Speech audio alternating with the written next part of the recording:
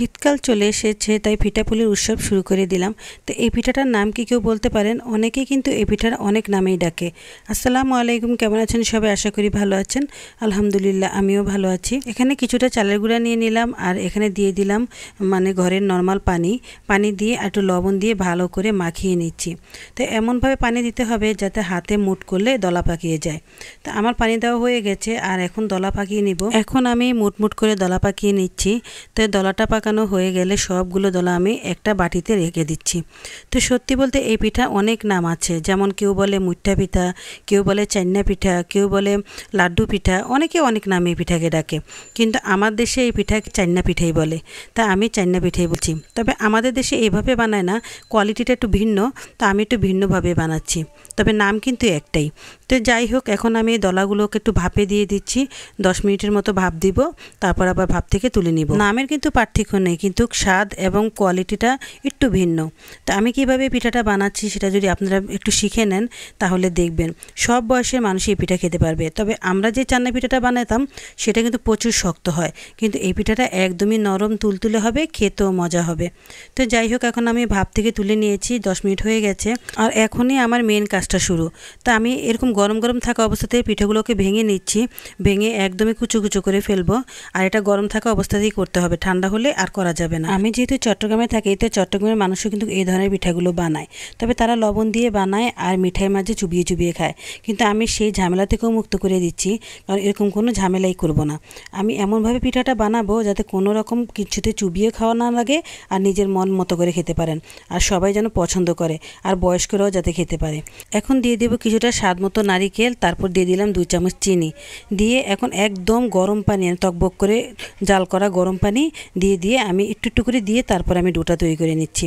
তো এইভাবে ডোটা তৈরি করতে হবে। আর দেখেন কতটা সফট হয়ে গেছে ডোটা, আর কতটা মসৃণ হয়ে গেছে। তো এখন আমি এখান থেকে একটু একটু করে নিয়ে নেব, আর নিয়ে একটু দলা পাকিয়ে নিচ্ছি। তারপর একটু চ্যাপটা করে একটু ভিতরে আমি আবার কয়েকটা গুড়ের টুকরা দিয়ে দিলাম। এটা এখানে আমি সাধারণ গুড় নেইনি, এটা আমি খেজুরের গুড় নিয়েছি। আপনারা চাইলে সাধারণ আখি গুড় দিয়েও করতে পারেন।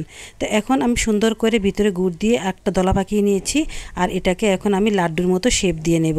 ব্যাস হয়ে গেল পিঠা। এত সুন্দর একটা পিঠা, এত সফট, খেতে যে কত মজা কি বলবো। আসলে সত্যি বলতে যুগের সাথে সাথে খাবারের সিস্টেমগুলো পরিবর্তন হয়ে গেছে, আর খাবারগুলো যদি দেখতে সুন্দর না হয় খেতেও কিন্তু ভালো লাগে না, এমনটাই আমাদের মনে হয়। তা আমি যথাসম্ভব এটা সুন্দর একটা শেপ দেওয়ার চেষ্টা করেছি। এভাবে লাড্ডুর মতো করে আপনারা চাইলে গোল গোল শেপও দিতে পারেন, সেটাও ভালো হবে। এখন সব কাজ শেষ, শুধু একটা ছোট্ট কাজ বাকি আছে, সেটা করলেই পিঠা তৈরি। তো এখন সবগুলো পিঠা আমি বানিয়ে নিয়েছি এভাবেই।